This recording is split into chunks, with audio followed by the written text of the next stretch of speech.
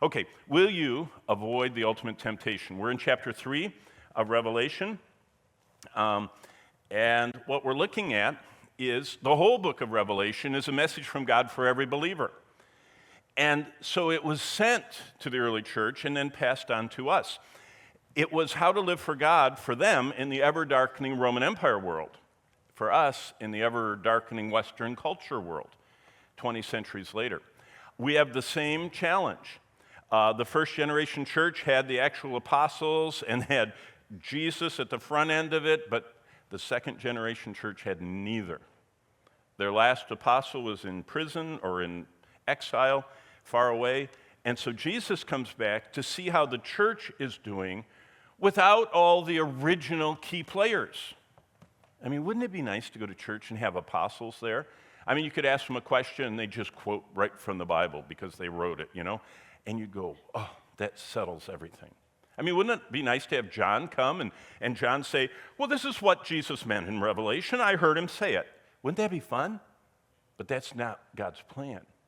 His plan is that he walks around and visits. In fact, he visited your dorm. He was here in chapel. He was with you on the trip. We all know this. But what's he looking for? He's like a coach. He wants you to play your part and to be in the game, to be engaged, and to do all that. And the team members are these. And what's fascinating is that these 7 churches represent, now think about this, I want you in your minds to kind of connect this. These were literal Roman cities in the first century, in this province, literal, I mean, Bonnie and I have been to all these places, and there are still varying amounts of piled up ruins in all of these spots. But very few of them are still inhabited. Now, Izmir, I told you, I showed you what it looks like flying into there, but the rest of them aren't quite as robust. But, number one, they were literal cities 2,000 years ago. You know what, number 2? They were 7 types of Christians that Jesus was addressing. You see that in Revelation. He says, those of you in Ephesus, if you have ears to hear, this is what I'm telling you. And there were people that lost their first love, people that were struggling with fear, people that were starting to get tempted, people that were beyond temptation, they were getting involved. Sardis, they were so involved they didn't even look or act or think like Christians. Philadelphia, Jesus was so thrilled with them, he just said, wow, just keep going. And Laodicea, they made him sick. So number 1, these are literal churches, and each one was in the first century getting a message directly from Christ. Number 2, there are 7 types of Christians in the first century. And guess what? You this morning are one of these types.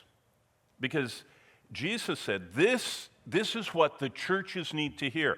And so each one of you should really resonate with one of these churches. I hope you're all Philadelphians. I hope all of us are Philadelphians, that we're just in tune with the Lord. But the last way that historically almost everybody that's ever taught through the book of Revelation has also seen what I just said. They all agree they're literal cities. Everybody, everybody, no matter what denomination, they all say they're literal cities. In fact, there's almost no conflict with the first 3 chapters of Revelation. Everybody agrees on it in Christendom. But you know what also these point at? What we could say are the 7 stages of Christ's church through the ages. Ephesus is like the apostolic first century church when they had, Mary and Paul and John and what I mean, Timothy and all those people. But it soon went into the persecuted church. And then after persecution, it merged with Rome. That's church history. And in the Dark Ages, it was like Thyatira. And by the time of the Reformation, it was totally dead, like Sardis. And then after the Reformation, it came alive with evangelism, like Philadelphia. But look where we are today. Exactly what we're going to see. Rich increase with goods and have need of nothing. So let's go into the ultimate distraction.